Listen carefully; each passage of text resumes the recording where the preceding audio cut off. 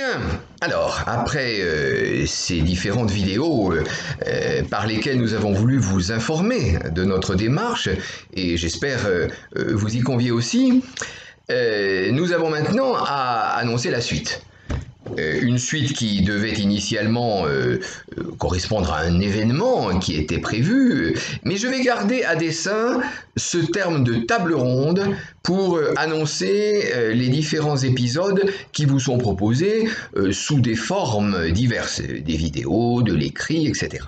C'est un ensemble de questionnements qui n'a d'intérêt que si on le voit dans son ensemble, celui auquel nous allons vous convier. Alors oui, c'est vrai, on peut le dire, la succession de ces tables rondes a, je le dis avec ce qu'il faut de malice naturellement, a dans notre esprit l'intention de vous désespérer, de vous désespérer. Il s'agit en un premier temps de voir que l'affaire est difficile. Alors, 6 tables rondes. La première, nous l'avons appelée le chaos curriculaire. Chaos curriculaire, le mot est assez fort. Je crois que s'agissant des élèves, des parents et des professeurs, on sait bien que dans ce pays, au niveau de l'enseignement obligatoire, des collèges, des lycées, etc., les mots même par lesquels on définit les programmes d'enseignement et ces programmes eux-mêmes ne marchent pas en cohérence et donnent plutôt l'impression d'un maquis que d'une construction tel qu'on pourrait l'attendre dans un système éducatif, par ailleurs, centralisé par l'État. Deuxième table ronde, ben oui, alors si on est d'accord pour regretter l'existence de ce chaos curriculaire, alors arrive aussitôt la question de savoir, oui mais comment peut-on y remédier? Comment peut-on concevoir autre chose que le chaos? Alors bon, se trouve là posée la question des finalités de l'éducation. Et cette question, paradoxalement, elle est rarement posée. Vous savez, pendant toutes les décennies de la massification scolaire, il s'agissait effectivement, quantitativement, de modifier le système. Mais par exemple, le slogan 80% d'une classe d'âge au niveau du baccalauréat, s'est-on à un moment demandé ce qu'était un bachelier?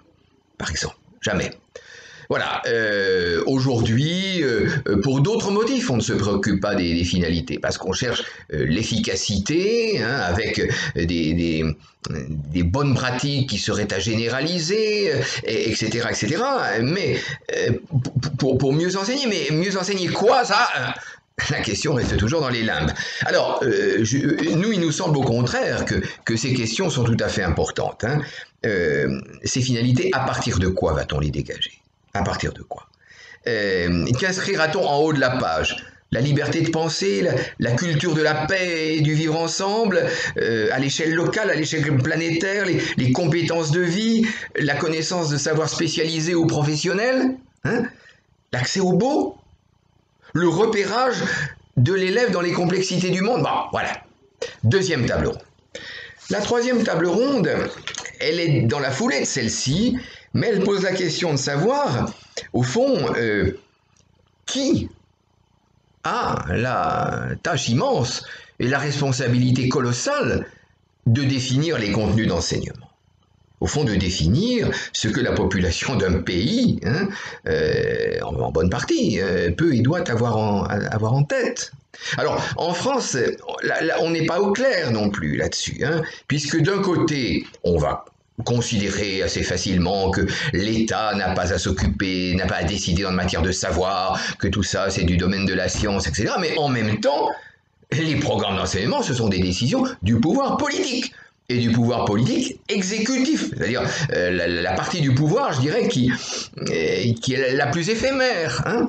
Alors qu'on pourrait se dire, mais au fond, est-ce que c'est la responsabilité de l'État? Mais il y a quand même là-dedans la responsabilité de ces savoirs devant les élèves, devant la nation, devant l'humanité, tout ça. Bon, voilà. Question donc politique autour de la fonction des divers pouvoirs sur le sujet dont nous parlons. Puis, il faut bien arriver aussi à voir que, sinon on ne traiterait pas les sujets, que les savoirs scolaires, ceux que diffuse l'école, ne sont qu'une partie des savoirs auxquels nos élèves sont confrontés, bien évidemment. Et qu'il nous appartient à la fois ces savoirs scolaires, de les définir peut-être plus clairement, de savoir vraiment d'où ils viennent, ce qu'ils signifient, pourquoi ils sont organisés comme ça, mais aussi de voir le rapport entre ces savoirs scolaires et ce que j'appellerais les savoirs du monde ou les savoirs de la vie, hein, les savoirs de l'opinion, les savoirs des parents, des idéologies, des croyances, des métiers, des communautés culturelles, des compétences de vie. Voilà. Donc là, 4e table ronde, un focus sur les savoirs scolaires, d'où ils viennent, correspondent-ils aux besoins, et quels sont les liens, leurs liens avec, je dirais, l'ensemble des savoirs qui circulent. Table ronde numéro 5, c'est une table ronde un petit peu je dirais pas de rappel à la raison, mais de rappel au fait que s'intéresser au curriculum, envisager de modifier la légitimité et le contenu du curriculum français, ça implique de poser quantité de questions d'organisation. Et que si on tire ce fil, des tas de choses viennent.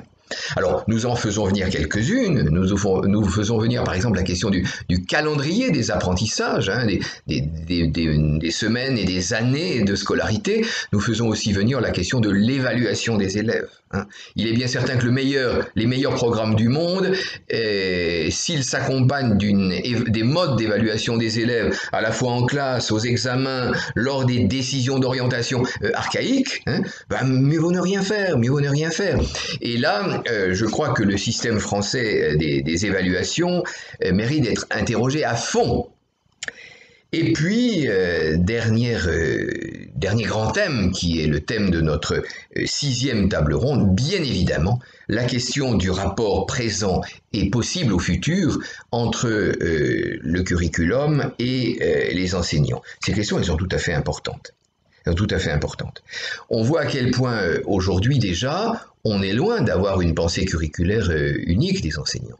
Regardons à quel point, par exemple, la culture du premier degré de l'école primaire diffère de la culture du secondaire telle qu'elle apparaît dès le collège. Hein.